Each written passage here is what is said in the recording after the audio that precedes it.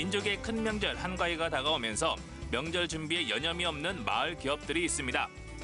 마을에서 생산한 곡물로 전통떡과 참기름을 만들어 호응을 얻고 있는데요. 정성이 가득 담긴 맛이랍니다.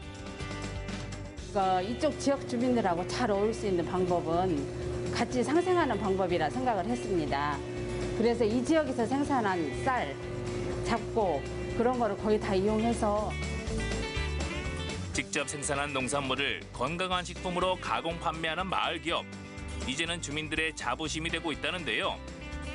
나눌수록 훈훈하고 고소해지는 전통떡과 참기름을 만나봅니다.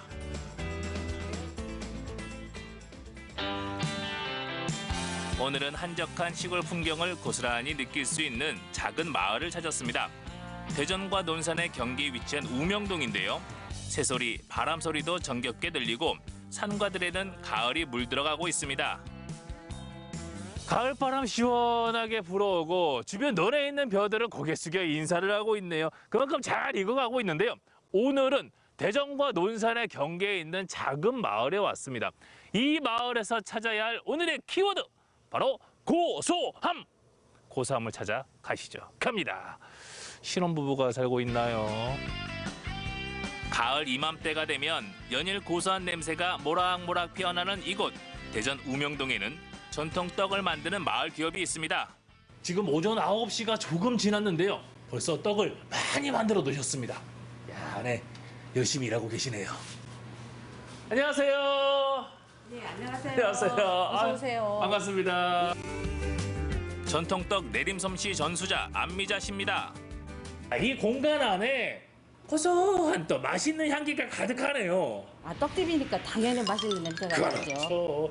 그런데 지금 네. 떡을 벌써 많이 만들어 놓으셨네요. 배송 받으시는 분이 거의 오전에 준비 받기를 원하시거든요. 그러니까 저희는 새벽에 만들어서 배송을 아침부터 시작합니다. 추석이 다가오면서 한가위 모시 송편 등 평소보다 떡 주문량이 늘었는데요. 방부제와 색소, 첨가제 없이 만든다고 소문이 나면서 단골 고객이 많다고 합니다. 야, 우리나라 모시하면 역시 서천의 한산 모시잖아요. 예, 당연하죠. 예전부터 한산하면 새모시하고 그게 아주부터 유명하기 때문에 네. 저희도 그곳에서 모시를 구입을 하고 있습니다. 일단 이 반죽부터가 상당히 좋은 재료를 사용해서 맛있을 수밖에 없는, 건강할 수밖에 없는 그런 재료들이네요. 음식은 재료가 최고 좋아야지만 음식 맛이 좋거든요. 그래서 저희는 이쪽 지역의 농민들이 생산한 최고급 쌀을 사용하고요. 모시는 여름철 최고의 옷감으로 유명한데요. 우명동 전통 떡마을 기업에서는 서천의 한산 모시를 계약 재배해 모시떡을 만들고 있습니다. 칼슘과 식이섬유가 풍부한 모신잎으로 떡을 만들면 건강에도 좋겠죠. 모신잎을 맵쌀가루와 반죽해 만드는 모시송편. 하얀 동부고물로 소를 넣어 만드는데요. 요즘은 기계가 일을 덜어주면서 그나마 수월해졌다고 합니다.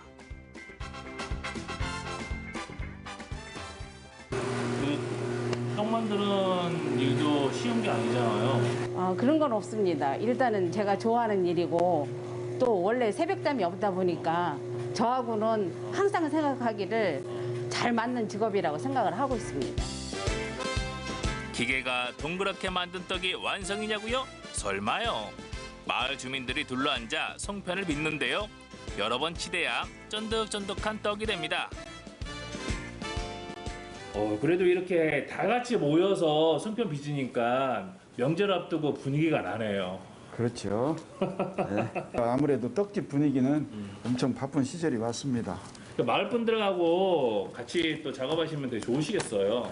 예, 아무래도 외지에서 오시는 분들보다는 지역 어르신들이나 아주머니들하고 같이 이렇게 떡을 만드니까 훨씬 더 정감도 있고요. 또 우리는 사업적으로 추석 때라 훨씬 더 바쁘니까 서로 마음의 위로도 좀 받고 참 재밌게 사업도 해가며 떡도 만들고 있습니다. 다 빚은 모시송편은 급속 냉동으로 보관했다가 주문 즉시 바로 쪄서 배달하는데요. 먹음직스럽게 익은 모시송편에서 반짝반짝 윤기가 납니다. 갓전의 송편을 맛보는 호사를 누려봤는데요. 크게 빚은 송편은 몇 개만 먹어도 든든해지더라고요. 모시향의 은은함과 동부고물의 고소함이 어우러져 맛도 엄지척, 우명동의 인심도 엄지척입니다. 이 안미자 떡은요. 이 안 먹어본 사람은 있지만 한 번 먹어본 사람은 없다. 떡의 주문을 가서 이 드셔본 분이 옆에 분들한테 홍보하고 또 그분이 또 이렇게 홍보 이렇게 해서 회사를 유지하고 있는데 지금도 많이 먹고 있고 먹어도 질리지도 않고 며칠 안 먹으면 생각나고 그래서 많이 먹고 있습니다. 우명동 아랫마을에서 떡을 만들고 윗마을에선 고소함의 끝판왕 참기름을 만드는 마을 기업이 있는데요. 추석 대목을 앞두고 분주한 모습입니다. 안녕하세요. 안녕하세요. 반갑습니다. 야, 이 고소함의 끝판왕답게 역시 이 참기름 공장 안에 정말 고소한 냄새가 가득합니다. 아이고 반갑습니다. 감사합니다. 우리 마을 기업에서 참기름을 만든다고 얘기를 들었어요. 예. 뭐 특별한 게 있는 건가요? 저희 지역이 다른 지역의 어떤 농토에 비해서 비옥하지를 못하고 일반 작물을 심었을 적에 수확량이 떨어지고 그래서 저희들이 어떻게 하면 더 좀 소득을 올릴까 고민을 하다가 이제 참깨 농사를 선택을 하게 됐습니다. 우명동 마을은 자갈 땅으로 벼농사보다는 밭농사가 적합한 곳인데요. 주민들이 농사지은 참깨와 들깨를 마을 기업에서 전량 수매하면서 농가소득 증대에 도움이 되고 있다고 합니다. 참기름 공장을 하기 전에는 우리 시골에 계신 어르신들이 농사를 져서 시장에 가서 한 말, 두 말 이렇게 팔다 보니까 가격도 제대로 못 받고 농사진 걸 또 한 번에 수확을 해서 이렇게 목돈을 좀 잡아야 되는데 그런 또 애로사항이 있고 그런데 저희들이 우리 주변에서 마을에서 생산되는 참깨 들깨는 100% 저희들이 이제 수매를 전량 이렇게 해주고 있습니다. 그럼 위생복을 입고 고소한 참기름 공장 내부로 들어가 볼까요? 가장 먼저 참깨를 세척해서 불순물을 걸러냅니다. 물기를 뺀 참깨는 저온으로 볶기 때문에 발암 물질인 벤조피렌이 검출되지 않는다고 합니다. 올해 또 다른 작물들도 그런데 비가 많이 왔잖아요. 작황은 좀 어때요? 아 진짜 뭐 올해 농산물 먼저 얘기하면은 참 나오시네요. 예년에 비해서 수확량이 한 20%도 못 건졌습니다. 사실은. 네, 그래서 저희들이 지금 물량 확보하는데 상당히 지금 애로를 겪고 있습니다. 깨가 또 그 영향을 더 많이 받았나 봐요. 아무래도 이제 물에 약하다 보니까 장마가 한 50여일 계속 왔잖아요. 그래서 꽃필 시기에 와갖고 또 수정도 잘 안 됐고. 예.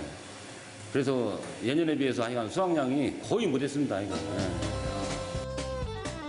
저온으로 볶은 참깨를 차규기에 넣어 기름을 짜는데요. 보통 참깨 1kg을 짜면 300cc 한 병이 나온다고 합니다.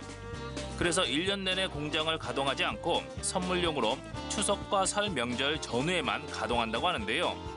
맑고 투명한 참기름을 눈으로 직접 확인하니까 더 믿음이 가더라고요. 이렇게 생산된 참기름은 고온으로 볶은 참기름과 품질 면에서도 차이가 있다고 합니다. 갈색병은 안에 내용물을 소비자들이 확인을 못 하잖아요. 눈으로 안 보여서. 근데 저들이 이렇게 투명병을 사용하다 보니까 소비자들한테 호응이 더 많이 좋은 걸 느꼈습니다. 예. 그러니까요. 제가 알고 있던 참기름보다는 훨씬 더 맑고 마치 뭐 식용유, 까놀라유 아니면 뭐 올리브유 그런 느낌이에요. 오. 그래서 저희들이 이제 정제 과정을 한 일주일 정도를 이렇게 거쳐요. 예, 그래서 이제 일본 차교를 해서 담으면은 이렇게 좀 탁한 색깔이 나는데 저희들은 이제 한 일주일간 이렇게 정제를 거치기 때문에 위에 맑은 것만 제품으로 만들어서 판매를 하고 있습니다. 뭐 그 밑에 쌓이는 게 뭐 나쁜 건 아니지만 나쁜 건 아닌데, 예. 침전물들은 이제 빼고 그 예. 위에 있는 기름들만 다 모으시는 거네요. 예, 그렇습니다. 예. 우명동 마을기업에서 생산한 귀한 참기름, 제가 안 먹어볼 수 없겠죠? 기존에 먹었던 참기름과 다른 맛이 느껴지네요. 그냥 먹어도 느끼하지가 않네요. 예. 그리고 이 색에서 차이가 있듯이 맛에서도 미묘한 차이가 있는데 깨향이 훨씬 더 오래 입안에 남아있는 느낌이에요. 예, 그런 특징이 좀 있습니다. 예. 저온유로 볶았기 때문에. 예. 마을에서 생산한 곡물을 가공해 주민들에게 수익을 창출해주는 마을 기업. 좋은 재료로 이른 새벽부터 정성껏 만드는 전통떡. 건강까지 생각한 모시성편 덕분에 추석이 기다려지는데요. 긴 장마 속에 참깨 수확량은 줄었지만 고소한 향 솔솔 풍기는 참기름으로 마을 분위기는 화기애애합니다. 전통떡과 참기름으로 즐거운 추석 준비하세요.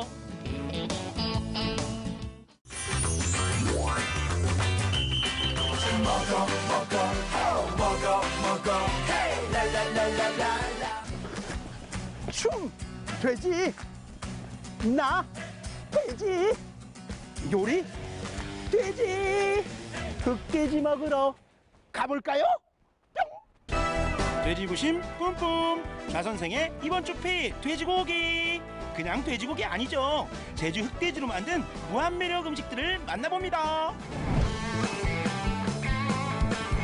오늘의 첫 번째 장소, 소리로 먼저 설레게 하는 음식들 어서와.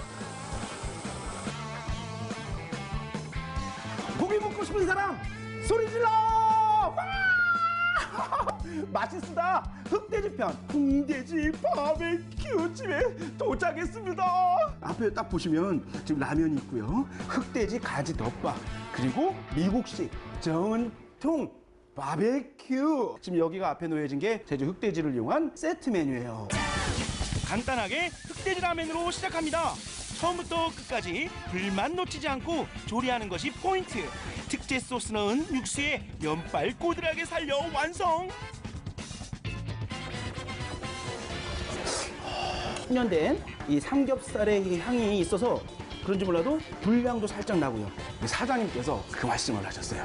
좌선생, 이 라면 먹으면 다른 집 가서 라면 못 먹을걸.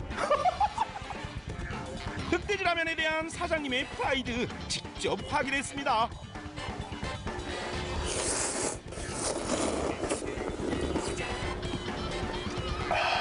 된장 향이 살짝 나는 게 뭔가 일본식 미소라면과 제주도의 고기국수의 만남, 뭐 그런 느낌?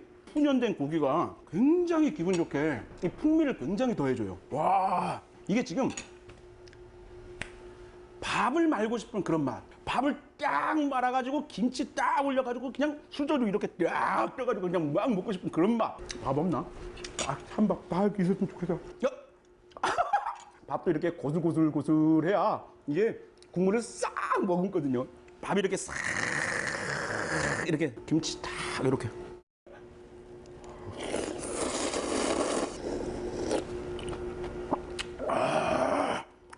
이거지 이거.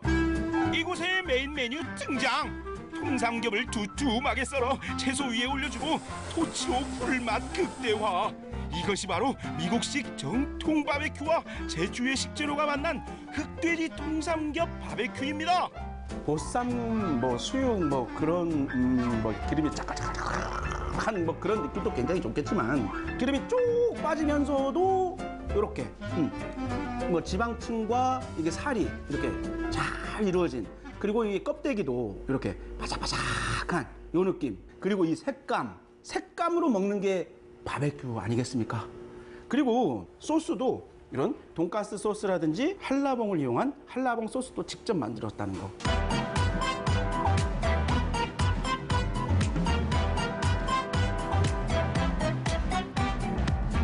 파인애플과 채소는 소화를 촉진시켜서 각종 미네랄과 각종 비타민과 각종 영양소를 섭취해서 소화를 촉진시켜 고기를 많이 먹게 하는 거다. 그래서 고로 채소는 고기를 많이 먹게 하는 거다.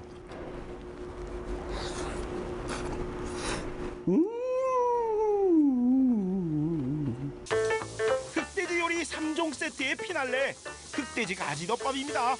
가지와 양파, 파프리카 등 채소로 식감 살리고 특제 간장 소스로 감칠맛도 잡았습니다. 흑돼지를 올려서 여기 우리 사장님만의 특제 간장 소스를 이용한 가지덮밥. 와.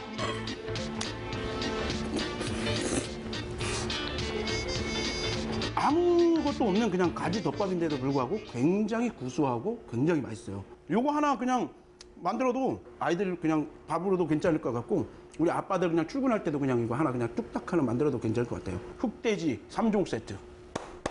베리 굿. 와. 정통 미국식 바베큐와 제주 식재료의 만남. 이래 위소비도비. 그 구텐탁. 여러분, 제주도에 학생이 있어요. 오늘의 두 번째 픽, 제주 흑돼지를 활용한 독일식 음식들이 기다리는데요. 이 학생을 만드는 방법이 굉장히 좀 여러 가지 이게 알려진 게 있는데 맥주를 이렇게 부으면서 굽기도 하고 마지막에 훈연을 한대요. 예전에는 이게 학생을 많이 보기 힘들었는데 요즘에는 제주도 흑돼지를 이용해서 밀고 있는 요리이기도 합니다.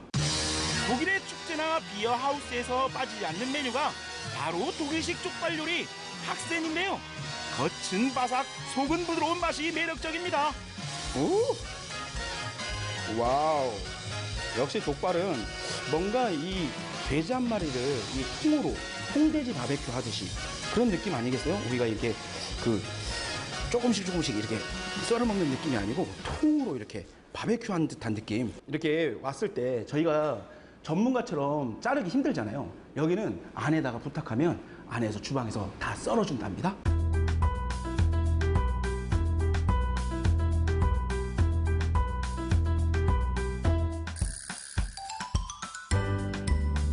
우리가 흔히 먹었던 족발과는 굉장히 달라요. 일반 족발 같은 경우는 뭔가 수육을 삶았다고 생각하면 이거는 쫄깃쫄깃한 햄 같은 느낌. 고기인데도 불구하고 훈연 향이 굉장히 납니다. 이 학새는 껍데기가 생명이야. 요 껍데기가 와우 탱글. 요거는 약간 매콤한 소스에 이렇게 탁 찍어서 족발은 껍데기야. 족발은 콜라겐이지. 학센의 야성에 도전하는 야심작, 바로 흑돼지 커리부어스트와 흑돼지 로제 파스타입니다.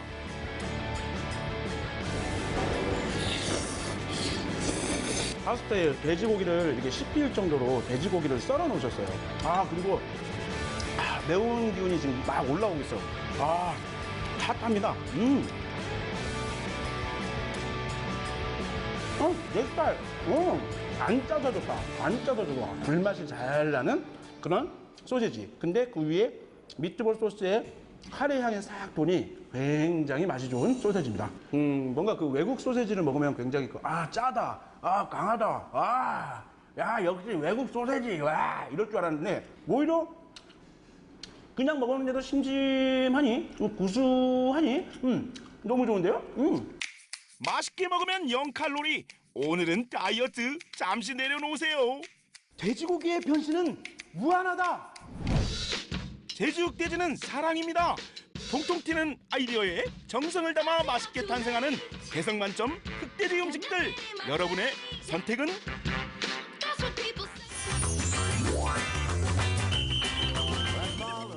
올해 7월까지 우리나라 커피 수입량은 9만 300여 톤.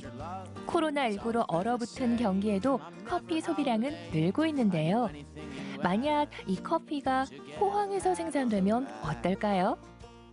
커피를 보통 외국에서 수입을 하다 보면은 이게 시간도 오래 걸리고 이 원두의 신선도를 확인하기가 좀 힘들잖아요. 근데 만약에 포항에 커피 농장이 생기면 제가 직접 가서 커피도 확인할 수 있고 신선도도 체크할 수 있으니까 훨씬 좋은 것 같은데요.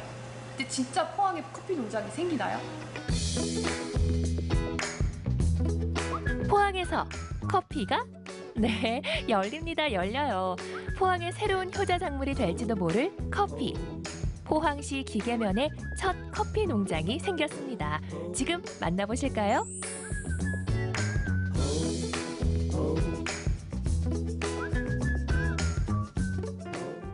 포항에 없던 새로운 작물이 등장했다는 소식에 찾아온 곳은 포항시 기계면.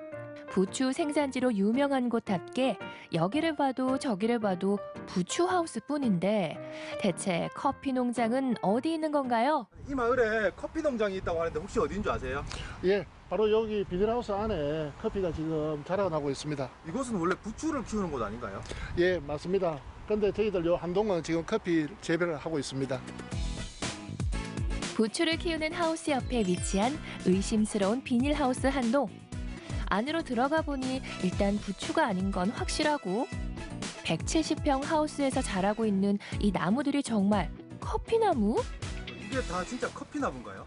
예. 지금 앞에서 보시는 것처럼 저 끝에까지 다 커피 나무입니다. 우리나라에서도 커피 재배가 가능한 거였네요. 예, 보시다시피 지금 다 가능하고 지금 재배하고 있는 게 다 커피 나무입니다. 와, 정말로 커피 열매가 알알이 열려 있네요. 주변 하우스는 모두 부추 농사 중이지만 장효철 대표는 이곳에서 아무도 도전하지 않은 커피 농사를 시작했습니다. 그런데 왜? 어쩌다 커피였을까요? 친구들이 전라도에 있는 친구들이 지금 커피 농사를 하고 있습니다. 농사를 재배를 하고 있는데 그 전라도에 있는 친구들의 어떤 추천을 받아가지고 포항의 기후라든가 날씨라든가 환경 조건이 맞아서 한번 해봐라 권유를 하게 돼서 저희들이 한번 시작하게 됐습니다. 지금 처음에는 고민들 많이 했습니다. 고민을 많이 했는데 또 친구들이 포항이 타 지역에 비해서 주위 환경이라든가 기온이라든가 토질이라든가 모든 면에서 좋으니까 한번 해보라 해서 한번 모험을 가지고 시작했는 겁니다. 지난 3월에 심은 커피나무는 무럭무럭 자라 벌써 한 차례 수확을 마쳤고요. 이제 두 번째 수확을 기다리는 중입니다. 아직은 낯선 커피 농사지만 다행히도 잘 자라고 있다는데요. 기계 쪽은 지금 상당히 부추 농사를 많이 짓고 있습니다. 저희들도 여기 지금 부추 하던 곳을 한 동을 지금 빌려서 이렇게 하고 있습니다. 커피를 하기 전에 기후 조건을 좀 알아봤습니다. 기후 조건이라든가 토질을 알아보니까 그래도 그 기계 쪽이 제일 좋았고 그리고 또 부추 농사 지었던데 밑에 토질이 다른 데 비해 가지고 토질이 좋아서 여기서 또 나무를 심으면 잘 자라겠다고 또 주위에서도 말씀 많이 해주시고요. 그래서 또 막상 심어 보니까 또 토질이 좋아서 나무가 상당히 지금 잘 자라고 있습니다. 기후 조건과 비옥한 토양까지 커피 농사에 딱인 곳을 찾았다지만 처음 해보는 커피 농사가 쉽지만은 않았을 텐데요. 게다가 장효철 대표는 지금까지 농사와 전혀 관계없는 일을 해오셨다고요. 원래는 저는 뭐 운동선수, 배구선수 출신이었습니다. 배구선수 출신이었고 또 커피에 대해 갖고도 예전부터 관심은 많았고요. 커피도 상당히 좋아했습니다. 좋아했는데 또 친구 권유로 커피를 하게 되다 보니까 커피에 대해서 공부를 좀 해서 뭐 커피 책도 많이 보고요. 해보니까 어려운 점은 결국 식물이다 보니까 사람 정성이라 생각됩니다. 정성인데 하루도 오지 않으면 그 부분들이 바로 눈으로 표시가 나니까요. 그래서 와서 저희들이 나무 하나하나마다 다 체킹을 다 하고요. 그리고 물이 부족하면 물도 좀 더 줘야 되고, 그리고 햇빛이 좀 부족하면 햇빛도 좀 더 쐴 수 있도록 좀 해줘야 되고, 여러 가지 어떤 잔일들이 상당히 많이 들어갑니다. 발품 팔아가며 배운 커피. 잘 할 수 있을까 걱정 고민도 많았을 텐데요.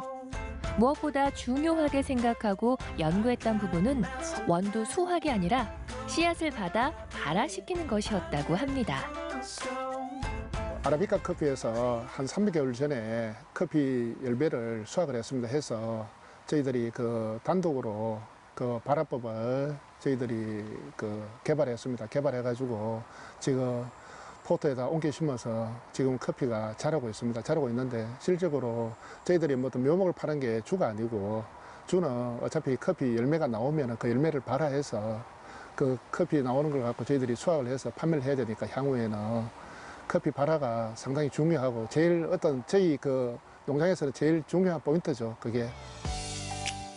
장효철 대표는 직접 키운 커피를 발화해서 커피 나무 수를 늘려갈 계획인데요. 커피 시장은 꾸준히 성장한다지만 해외에서 수입되는 값싸고 다양한 커피와는 어떻게 경쟁할 수 있을까요? 수입 커피는 오는데 배로 옵니다. 배로 오는데 오다 보니까 시간도 많이 걸리고 그렇게 하다 보니까 커피 맛을 100을 낼 수 있다면 뭐 그보다는 조금 안 떨어지겠습니까? 그렇지만 반대로 이제 저희 그 커피는 바로 100에 있는 상태에서 바로 고객들한테 바로 그 맛과 향기를 바로 느낄 수 있으니까 뭐 수입품보다는 좀 더 차별화돼 가지고 경쟁력이 있지 않겠나 뭐 그렇게 생각하고 있습니다. 이제 커피 농사를 시작한 지 1년 남짓. 하지만 자체 발화에 성공한 만큼 포항의 이름을 건 커피를 만들겠다는 꿈은 꼭 이룰 수 있겠죠. 저희들 향후에 그 지금보다는 좀 더 큰데 연동하우스를 좀 지어서 나무를 좀 옮겨 심어야 됩니다. 거기서 이제 모든 분들이 오셔서 또 체험도 하고 그리고 또 급시업도 내야 되고요. 교육장도 내야 되고 그리고 또 향후에 또 뭐 이런 모든 것들이 이 농가에 소득이 됐으면은 그게 뭐 저희 작은 바람입니다. 포항의 커피 맛을 즐길 수 있는 체험 농장. 곧 만나볼 수 있겠죠? 커피가 포항의 새로운 특산물이자 효자 작물이 되는 그날까지 응원합니다.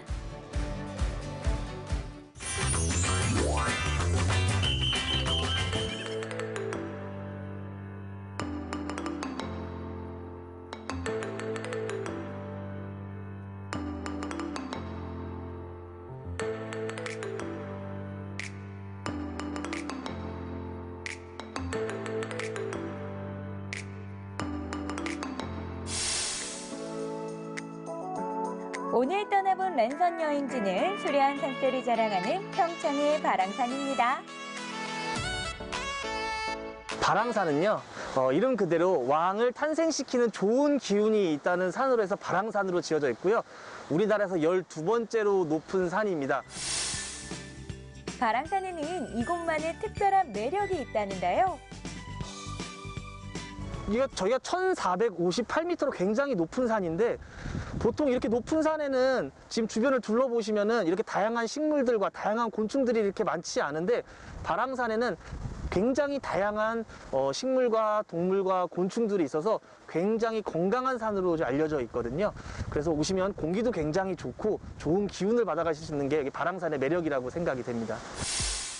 바랑산 여행의 첫 번째 코스는 산 정상의 스카이워크. 와, 여기 사방이 다 보이네.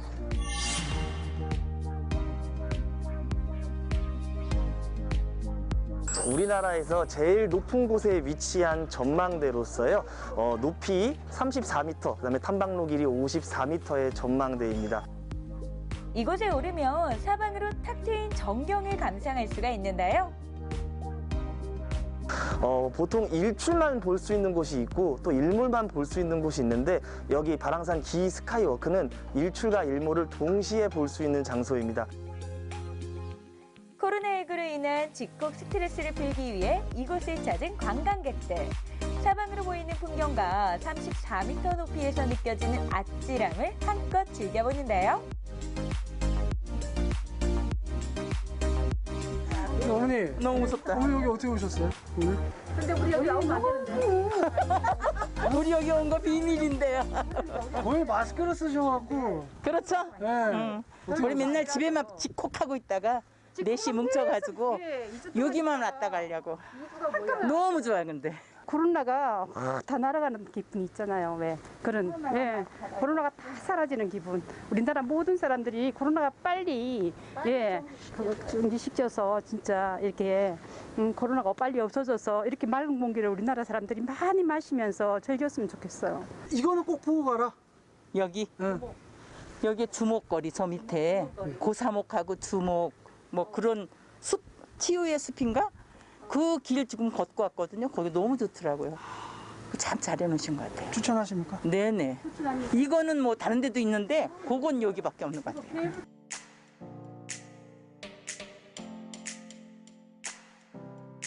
지금 데크가 다 되어 있는데요. 이 데크가 무장애 데크라고 합니다. 그러니까 뭐 유모차도 갈 수가 있고요. 장애인분들 휠체어도 갈 수가 있고요. 굉장히 편하게 걸을 수 있게 되어 있다고 하니까 그걸 한번 따라서 한번 걸어가 보도록 하겠습니다. 누구나 편하게 갈 수 있는 무장애 데크를 따라 걷다 보면 바랑수 가든을 만나게 됩니다. 해발 1458m에서 나오는 천연 안반수인 바랑수로 시원하게 목을 죽여봅니다.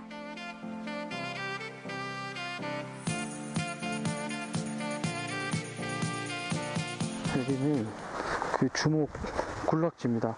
아까 저희가 바랑수 가든을 지나서요, 천년 아주 붉은색을 띈다는 나무를, 이 나무들이 이곳에 곳곳이 군락을 이루고 있다 그래요.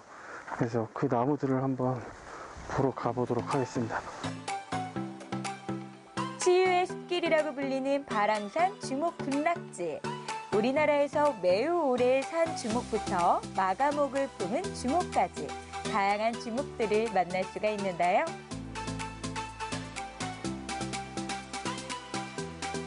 이제 일몰을 기다릴 시간입니다. 바랑산에 해가 지기 시작하는데요.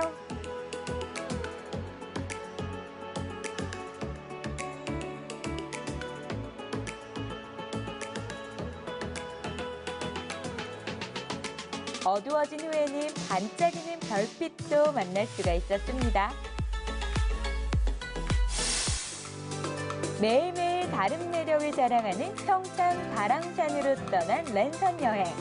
다가오는 가을에는 바랑산으로 떠나보시는 건 어떨까요?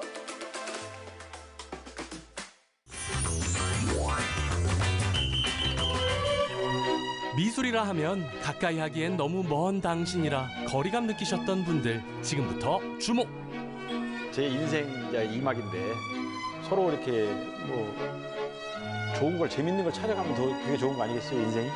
커피, 뷰, 그림 감상 너무 좋습니다. 미술의 세계를 보다 가깝고 보다 친근하게 만날 수 있는 신박한 공간. 여기는 우리 동네 갤러리 카페입니다.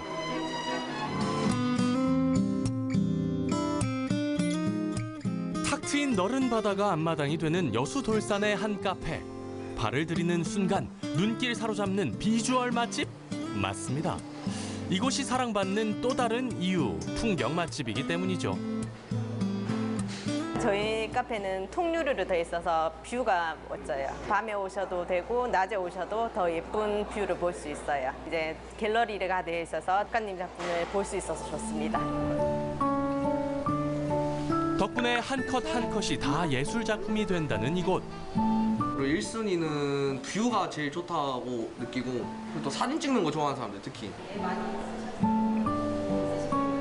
하지만 예술 활동하느라 놓치면 섭섭할 작품들이 있는데요. 바로 리얼 미술 작품들. 여수라는 곳이 좀 특수한 곳이라 관광객들이 많이 오시기도 하고 또 바닷가가 있으니까 이 아름다운 바닷가 뷰와 또 멋진 작품이 같이 콜라보가 되면 정말 독특한 공간이 나올 수 있겠다 싶어서 여수에선 처음으로 선보이는 갤러리 카페입니다. 지난해 문을 연 이래 이 갤러리 카페에서 펼쳐진 전시회만 10회 이상. 카페라는 제한된 공간에서 이루어지는 전시회지만 전시 작가를 고르는 눈만큼은 여느 전시회 못지않습니다.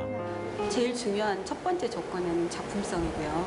그다음에 두 번째는 쉴 수 있는 공간을 만들기 위해서는 그 계절에 맞는 컨셉이 또 있어야 하거든요. 서로 어울리는 그 작품을 선정을 하고 있습니다. 작품도 살고 공간도 살리고 그렇게 조화가 잘 이루어져야 작품을 감상하는 시선은 편안해지고 작품과의 거리는 더욱 가까워지겠죠. 이 카페의 특성상 많은 손님들이 오시잖아요. 그러면 그분들이 다 관객이 될 수 있어서 작품을 보러 오시는 것도 자연스럽게 접하고 또 자연스럽게 문화 산책을 할 수 있어서 훨씬 더 좀 접근하기에 좋은 그런 조건이라고 생각을 합니다. 코로나19 때문에 꽉 닫혀버린 문화생활을 이렇게 여유롭게 즐길 수 있는 기회, 어디 흔한가요? 갤러리 카페라고 해서 여기로 와봤는데 이렇게 전시관에 가서 봐야 되는데 지금 코로나나 이런 것 때문에 지금 갈 수가 없잖아요. 근데 와서 이렇게 보니까 힐링되고 참 좋은 것 같아요. 한적한 골목 안에 터를 잡은 이곳은 올 6월에 문을 연 따끈따끈한 신상 카페. 스페셜 자판기가 반겨주는 무인 카페입니다. 이 공간의 또 다른 주인공은 다름 아닌 그림. 카페와 미술의 컬래버레이션을 성사시킨 건 인정 많은 화가 부부였습니다. 이 동네 안에서 이렇게 주민들 내지는 뭐 이 그림 오는 사람들, 지인들 뭐 이런 사람들이 편하게 와서 뭐 자유롭게 이야기도 하고 뭐 여기서 가끔 스터디도 하고 할 수 있는 복합 문화 공간입니다. 전시를 할 때마다 2주 정도밖에 전시장에 걸리지 않는 게 너무 안타까웠어요. 그래서 그 그림들이 창고에 들어가기 전에 좀 오랫동안 편한 전시장이었으면 좋겠다 싶어서 친근감 있게 와닿을 수 있는 그런 공간을 만들고 싶어서 이렇게 저희가 꾸미게 됐어요. 지난해 교직 생활에 마침표를 찍으며 뭔가 재밌는 일을 찾고 싶었다는 김태환 작가. 부부만의 작업실이 공유의 공간이 된 건 사실 오랜 고민의 결과물이었습니다. 그림 오는 사람들의 꿈일 수도 있어요. 최소한 이런 골목 안에서도 이런 문화들이 만들어낼 수 있다는 것은 우리가 한번 생각해 볼 수 있는 이런 부분이죠. 제자가 코로나 때문에 결혼식을 못했어요, 제자인데. 근데 이거 뭔가 이렇게 식은 하긴 해야 되겠고, 가까운 친구들 모아가지고 마스크 쓰고 소독 철저히 할 테니까 이 공간 사용해 주라고 이제 흔쾌히 오케이 했어요. 선생님 공간이 너무 이쁘고 신부도 너무 좋아한다고. 갤러리 카페의 존재감을 드높여준 지혜로운 제자의 스몰 웨딩. 그게 나름대로 이 뿌듯함이죠. 전시 공간이 생기면서 더 바빠졌다는 부부. 작품 활동을 독려하는 아내 덕분이라는데요. 부부이자 동료로 산다는 게 두 사람에겐 어떤 의미일까요? 서로 이렇게 단점이 있으면 집사람 성격이 거의 직선적이기 때문에 바로 들어와요. 아프게 들어오죠. 근데 알면서도 저는 이 자존심 때문에 이제 이렇게 좀 반항 반항을 하게 되는데 그런 것들이 사실은 서로 도움이 돼요. 무인 카페 갤러리가 문을 연 지 3개월여. 나름 단골들도 생겼습니다. 그런 반가운 손님들을 위해 부부는 재능 기부에 나서고 있는데요. 이제 내가 왼손잡이나 오른손잡이 같은 경우에 보고 상대방을 보이게. 부부의 도자기 작품을 부러워하는 손님들에게 그림 그리는 방법을 가르치기 시작했고 그게 어느새 갤러리 카페를 특별하게 만드는 하나의 풍경으로 자리 잡았습니다. 차도 마시고 가끔 책도 보고 오는데 오면 여기 선생님께서 자기만의 컵을 만들어 가라고 알려주셔서 한번 해봤어요. 동네 갤러리 카페를 아지트 삼게 됐다는 또 다른 열혈 손님들. 바로 그림책 봉사 동아리 회원들인데요. 우연히 발견하셨다가 너무 좋은 카페가 있다 해서 구경 왔다가 저희 터를 마련하게 되었죠. 일단 자연이 주는 즐거움이 여기에 크고요. 그림과 조각상들을 보면서 또 저를 한번 다시 느껴보기도 하고 그냥 보는 것만으로도 많이 위안을 얻을 수 있습니다. 손님들의 반응을 보니 갤러리 카페를 만든 화가 부부의 전략이 잘 통한 것 같죠?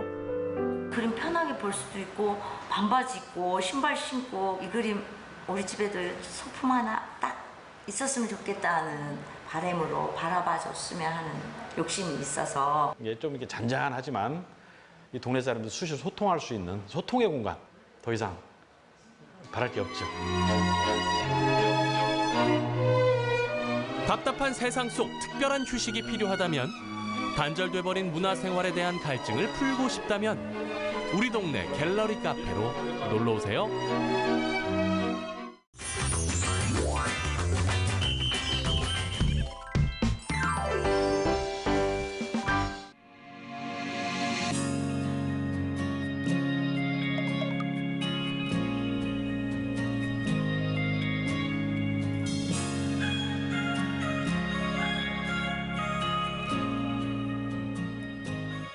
그러니까 아버지가 이 양복점을 운영하시거나 양복에 관련된 모든 일을 하신 게 56년째입니까? 뭐 별로 안 많습니다. 아직 한 10년 이상은 해야 되니까. 원래 아버지 하시는 양복점이 이 위치가 아니라면서요? 바로 옆에서 한 27년 거기서 했어요. 저가 좋습니까? 옮긴 여가 좋습니까? 여기가 더 건하고 좀 가게가 더 좀 밝게 보이는 거죠. 저 양복 맞춰 입은 지 한 번도 없는데. 그 옷을 좀 내 몸에 맞춰 한번 입어볼 생각은 안 해요. 야, 못 해봤습니다. 아이고 참 안 됐다. 섭섭하기도 하고. 만약에 제가 장가 가면은 양복 해주실 의향이 있으십니까? 네. 근데 원단 많이 들어가잖아요. 아이 원장님은 문제가 아니고 옷을 잘 맞춰주는 게 문제지. 양복 만들 때 가장 신경 써야 되는 과정이 어떤 과정인데요? 몸 체형을 봐야 돼요. 체형을 이 사람을 어떻게 옷을 해야 될까. 재단을 하기 전에 그걸 먼저 탁 캐치를 해야 잘 맞지. 또 체형을 잘 판단을 못하면은 옷이 잘 안 맞거든요. 제가 양복을 안 입는 이유가요. 자꾸 살이 쪄요. 열심히 만들어 주셔도 자꾸 살이 찌면 못 입잖아요. 좀 품도 낼 수 있도록 그래 제작을 그래 합니다. 옛날 맞췄던 것도 곤치로도 많이 와요. 아버지는 근데 이 양복 기술 누구한테 배우셨어요? 50년 이상 하다 보니까 이 선생님 저 선생님 이런 선생님을 많이 거쳤습니다. 내가 잘한다고 잘하면은 그거는 실패예요. 요 내가 뭐 잘할 수 있어. 이게 아니더라고요. 아. 아직까지 내가 항상 배우는 입장에서 옷을 하고 있습니다. 갑자기 아버지 앞에서 제가 부끄러워지네요. 아드님이 두 분이시죠? 예. 아들 둘 결혼시킬 때 예. 아버지가 양보해줬어요? 네. 지금도 가들 기성복 마음에 안 든다고 안 사 입어요. 아, 두 아들이요? 예, 예. 최고 신경 많이 쓰셨겠네. 뭐 보통 하는 대로 했습니다. 자, 이 이야기 하니까 내 자랑하는 것 같아가지고 이거 빼주세요. 안 된다.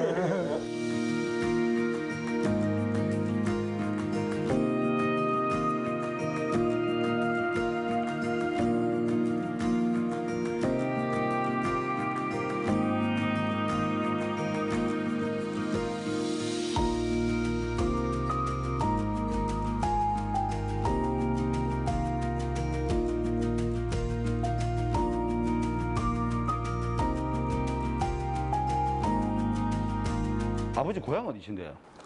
고향은 저 경북 봉화. 대구는 언제 오셨는데 그러면? 그때 내가 14살 때인가 15살 때 14살이면 지금으로 따지면 이제 초등학교 막 졸업하고 아닙니까? 막 졸업하고 졸업하자마자 대구 오신 거예요? 예. 가족들이 다 오신 거예요? 아버지 혼자 오신 거예요? 저 혼자 대구로 그때 온 계기가 외할머니가 돌아가시는 바람에 그 이모분이 이제 할머니가 돌아가시니까 왔다가 이제 나를 보고 대구 갈래 가기다 그래 따라 나섰는 거예요. 이전 사촌 형이 양복점을 그때 시작했어요. 처음에는 뭐 자주목 연습도 하고 뭐 자꾸 심부름도 하고 사실 내 옛날 얘기하기도 그런데 모친이 제 동생 노타가 세상을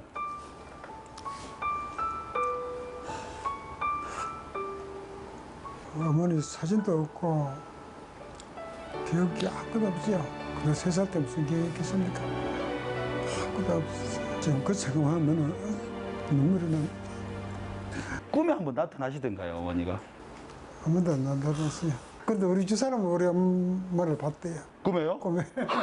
얼굴도 모르시면서. 네. 아버지 만약에 꿈에라도 혹은 나중에라도 어머니를 다시 뵙는 날이 있다면은 뭘 해보고 싶습니까, 아버지? 어머니하고 손잡고 좀 저 놀러도 한번 가고 싶고 여기서도 버리고 저 뭐 맛있는 것도 먹고 다 그런 생각도 하죠.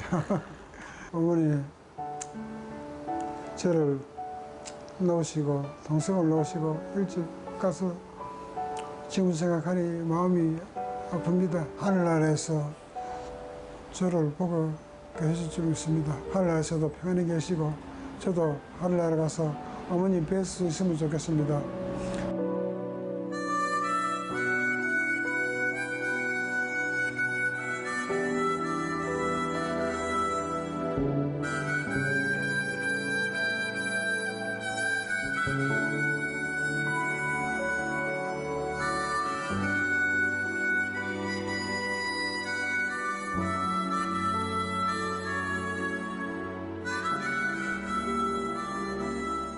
보조로 심부름하고 얼마 받으셨는데요? 그때 뭐 돈 500원. 500원이요? 예. 그 500원을 뭐 할 수 있었는데 그때는? 그때는 뭐 그 보통 그 양복점 한 달에 2번 놀았거든요. 머리 떠갖고 이제 목욕도 하고. 적금이라는 건 생각 못 했겠네요. 예. 아버지 이렇게 이제 어려운 게 14살에 되고 와서 그래도 장가를 가셨네요. 저는 양봉이를 하고 있었고 우리 집사람은 고향이 강릉이에요. 태백 탄광 알죠? 예. 거기서 12시에 만나기로 했어요. 첫 만남을? 그래서 태백 가려고 하면 대구역에서 그때 4시 반 기차가 영주 가는 게 안에 있었어요. 조금 늦잠 잤는 모여라. 그래, 이 기차를 잡아야 되는데. 잡아야죠. 안동 가는 버스가 10시대가 있어요. 그래, 그거 타고 안동 가면은 그 영주 가는 기차를 만날 줄 알았는데, 한번 기차를 가고 없고. 그래서 이제 영주 가서, 영주에서 그 9시 가는 태백 가는 기차가 있거든요. 네네. 태백에 갔으니까 이제 기다리고 있더라고요. 점심 먹고 이제 또 옛날 다방에 이야기하면서 이제 집사람한테 물어봤죠. 물어보니까 나는 마음에 든다. 어머니는 뭐 가는데요? 어머니가 그러면은 내가 교회 나가니까 교회만 나가게 해둘라 했겠어요. 그건 좋다. 교회 나가게 해주겠다. 서로 약속하고 바로 그 이튿날 약혼식 바로 해가지고 반지 교환하고 한 달 만에 결혼식 딱 올렸잖아요. 아버지 본인 결혼하셨을 때 양복도 아버지가 하셨어요? 예. 어머니한테 제일 미안한 게 뭡니까? 처음에 그 사과세방 한 달에 그 3만 원짜리 사과세 10달짜리 있었거든요. 단감방에 연탄불에 그 얼마나 힘들겠어요. 지 사람이 10남매 중에 막내거든요. 처음에 시집 왔을 때 남의 집에 일할 때인데 또 그 양복 일하는 사람들끼리 모여가지고 이 하트도 치고 이런 게 있었거든요. 그 나도 같이 어울리다가 월급을 다 잃어버린 거예요. 아버지가 화도 치다가 나는 그거 할 줄 모르거든요. 잘 모르는데 옆에 낑겼다가 가니 월급 다 잃어버리고 여보 없는 내인데 와가지고 고생도 많이 하고 내가 너무 애를 먹이고 내 생각대로 한 것도 많고 미안해. 내인데 여태 같이 살아줘서 고마워. 앞으로도 감사하며 서로 사랑하며 살아요. 감사해, 사랑해. 정하지만 내가 옆에 있잖아. 기운 내 당신은 웃을 때가 제일 예뻐. 앞으로도 언제나 내겐 당신뿐이야. 내 주변에 아무리 봐도 당신만한 여자가. 자, 어머님이 등장했습니다. 사실을 확인할 필요가 있는데요. 아버지가 어머니한테 잘해줬다는데요. 본인이 잘해줬겠지. 하나도 잘해준 거 없는데. 그 시아버지 오셨는데 11시 반에 라면 5개 사고 달랑달랑 들어. 좋은 차 탁 타고 와가 탁 서잖아요. 그럼 내가 좀 많이 받으라고. 이래 꼬집잖아요. 그러면 안 돼. 이 양복이 굉장히 세밀하고 맞추기가 힘들어요. 제가 배울까요? 늦었어요.